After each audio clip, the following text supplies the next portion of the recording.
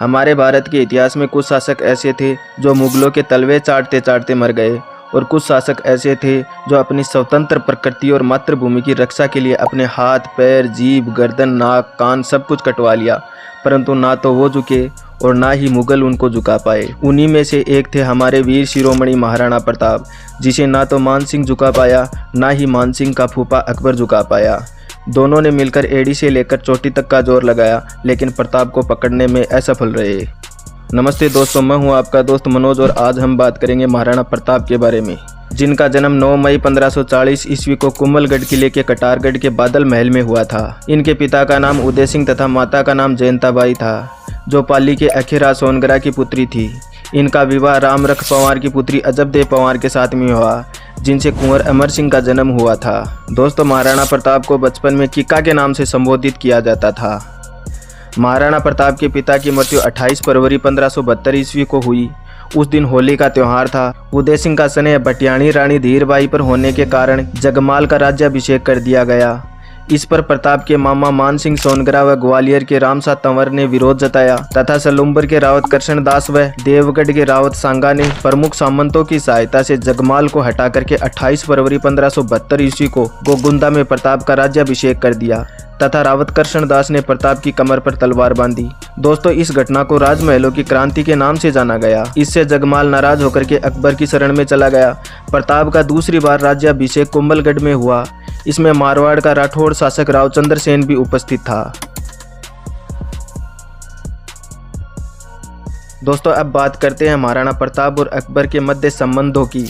महाराणा प्रताप जब शासक बना उस समय दिल्ली का बादशाह अकबर था। उस समय राजस्थान के लगभग राजपूत शासकों ने अकबर की अधीनता स्वीकार कर ली थी, लेकिन महाराणा प्रताप ने अकबर की अधीनता स्वीकार नहीं की और अपने आप को स्वतंत्र रखा।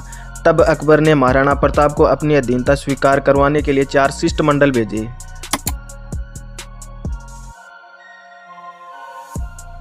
पहली बार प्रताप को मनाने के लिए जलाल खा कोरची आया, जो नवंबर 1572 ईस्वी में आया था। दूसरी बार मान सिंह कछवा जून 1573 ईस्वी में आया। तीसरी बार भगवंदास सितंबर 1573 ईस्वी में आया। चौथी बार टोडरमल दिसंबर 1573 ईस्वी में आया, लेकिन चारों ही शिष्टमंडल महाराणा प्रताप को समझाने में असफल रहे। महाराणा प्रताप को मनाने के सभी प्रयास विफल होने पर अकबर स्वयं 18 मार्च 1576 ईस्वी में अजमेर पहुंचा और हल्दी घाटी युद्ध की योजना बनाने लगा। इस युद्ध की योजना अजमेर के मैगजीन दुर्ग में बनाई गई तथा मान सिंह को प्रताप पर आक्रमण करने की जिम्मेदारी सौंपी।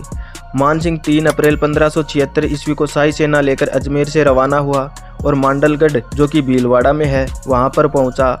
मान सिंह ने 2 माह तक मांडलगढ़ में ही डेरा डाले रखा। यहां से रवाना होकर के खमनौर के पास मोलेला गांव, जो कि राजसमंद में है, वहां पर पड़ाव डाला। हल्दी घाटी का युद्ध 18 जून 1576।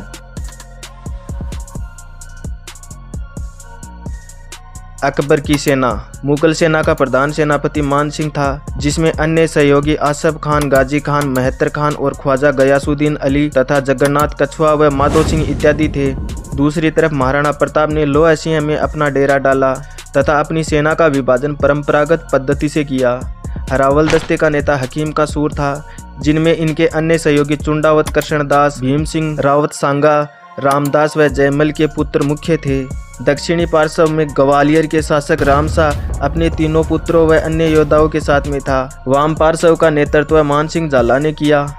इसके सहयोगी बड़ी सादड़ी का झाला बीदा तथा जालोर का मान सिंह सोनगरा, चंदावल में पूंजा व उसके साथी गोपीनाथ, जगन्नाथ मेहता, रतन चंद्र महसानी जगन्नाथ और चारण केशव थे। राणा प्रताप केंद्र में थे तथा उनके साथ मंत्री भामाशाह और उसका भाई ताराचंद्र थे। भील पदादी अपने तीर कमान व छोटी तलवार और शत्रुओं पर बरसाने के लिए पत्थरों को लेकर के आसपास की पहाड़ियों में पूंजा बैठा था।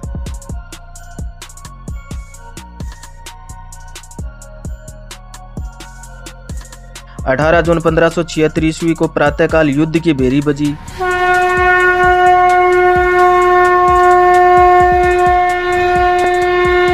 महाराणा प्रताप का पहला वार इतना भयंकर था कि मुगल सैनिक चारों ओर जान बचाकर भागने लगे। अपने पहले मोर्चे में सफल होने के बाद राजपूत बनास नदी के कांठे वाले मैदान रक्तताल में पहुंचे। दोपहर का समय था। युद्ध की गर्मागर्मी और ऊपर से सूर्य की तेज धूप में सबकी खोपड़ी का खून उबल रहा था। इस भीषण गर्मी में कौन शत्रु और कौन मित्र है, ये पहचानना बड़ा मुश्किल हो गया था। ऐसे में बदायूनी ने आसफ खां से पूछा, हम अपने और शत्रुओं के राजपूत की पहचान कैसे करें? तो आसफ खां ने जवाब दिया, आप तो अपना वार करते जाओ, चाहे जिस भी पक्ष का राजपूत मरे, इस्लाम को तो हर दशा में लाभ ही होगा। इस युद्ध का रोचक पहलू ये था कि दोनों पक्षों में हाथियों के बीच में जोरदार संघर्ष हो रहा था। मुगलों की ओर से गजमुक्ता, गजराज व रणमंदर हाथी थे, वहीं राणा प्रताप के पास लूणा व राम प्रसाद हाथी थे। इस युद्ध में राम प्रसाद हुसैन खां के हाथ में लग गया और इसके बाद में इसका नाम बदल करके पीर प्रसाद कर दिया गया। महाराणा प्रताप चेतक घोड़े पर बैठे थे और मान सिंह मर्दाना हाथी पर बैठे थे। तो महाराणा प्रताप ने चेतक को एड़ लगाई। चेतक प्रताप की बात समझ गया और चेतक ने अपने आगे के दोनों पैर मर्दाना हाथी के सिर पर लगा दिए। इसके बाद राणा प्रताप ने अपने भाले से मान सिंह पर तीव्र गति से वार किया, परंतु मान सिंह नीचे झुक गया और प्रताप के भाले से मान सिंह का अंगरक्षक मारा गया। जब चेतक ने हाथी से पैर हटाए तो हाथी की सूंड में लगे जहरीले खंजर से चेतक का पैर घायल हो गया। अलग होते ही मुगल सेना ने राणा प्रताप को चारों ओर से घेर लिया। राणा प्रताप को मुसीबत में देख करके बड़ी सादड़ी का जालाबिदा आगे आया और राणा का छत्र धारण करके राणा को वहां से सुरक्षित निकालने में सफल रहा। शत्रु सेना जालाबिदा को राणा प्रताप समझकर टूट पड़ी, जिसके बाद जालाबिदा वीर गति को प्राप्त हो गए। इधर चेतक का पैर जख्मी था, जिसके कारण घाटी के दूसरे नाके पर चेतक की मृत्यु हो गई। इससे महाराणा प्रताप बहुत दुखी हुए और प्रताप अपनी जिंदगी में पहली बार फूट फूट के रोए। वहीं पर बलीचा गांव में राणा प्रताप ने चेतक की समाधि बनवाई। इस घटना के साथ ही शक्ति सिंह, जो मुगलों का साथ दे रहा था, उसे अपने कर्तव्य की याद आई और प्रताप के पैर छुए और माफी मांगी। महाराणा प्रताप ने शक्ति सिंह को गले लगाया और माफ कर दिया। अबुल फजल ने इस युद्ध को खमनोर का युद्ध तथा बदायूनी ने इस युद्ध को गोगुंदा का युद्ध कहा है। कर्नल टोड ने इसे हल्दी घाटी का युद्ध तथा मेवाड़ की थर्मोपल्ली कहा है। अब अगला है कुंभलगढ़ का युद्ध।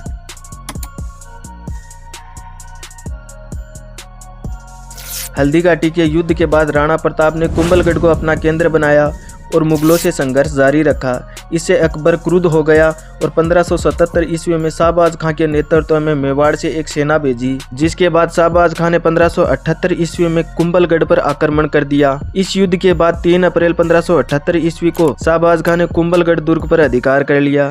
किले की रक्षा करते हुए राव भाण सोनगरा वीरगति को प्राप्त हो गए।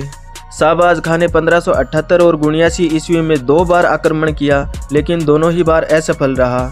भामाशाह से भेंट। मुगलों के साथ संघर्ष के दौरान राणा प्रताप के पास धन की कमी आ गई थी। इसी समय 1580 ईस्वी में भामाशाह ने अपनी निजी संपत्ति से 20,000 स्वर्ण मुद्राओं से आर्थिक सहायता की। इसके बाद भामाशाह को दानवीर और मेवाड़ का उद्धारक कहा गया। दिवेर का युद्ध। इस युद्ध को मेवाड़ का मैराथन भी कहा जाता है। ये अक्टूबर 1582 ईस्वी को हुआ। सूबेदार अकबर का काका शेरिमा सुल्तान खां तथा अमर सिंह के बीच में एक भीषण संघर्ष हुआ।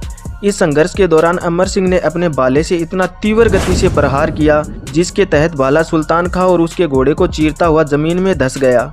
ये देख मुगल सेना भाग खड़ी हुई। इस विजय की ख्याति चारों ओर फैल गई। कर्नल टोड ने इस युद्ध को प्रताप का गौरव का प्रतीक तथा मेवाड़ का मैराथन कहा है। अंत में महाराणा प्रताप जब कमान कस रहे थे तो उनका पैर फिसल गया, जिससे उनकी 19 जनवरी 1597 ईस्वी को 57 वर्ष की आयु में राणा प्रताप की मृत्यु हो गई। दोस्तों, यही थी वीर शिरोमणि महाराणा प्रताप की कहानी। आपको ये कहानी कैसी लगी कमेंट करके ज़रूर बताना। यदि ये वीडियो आपको पसंद आया तो इस वीडियो को लाइक करना, अपने दोस्तों में शेयर करना और इस चैनल को सब्सक्राइब जरूर करना। तो दोस्तों, मिलते हैं अगले वीडियो में एक और प्रेरणादायक कहानी के साथ में। तब तक के लिए जय मेवाड़, जय राजस्थान, जय महाराणा प्रताप।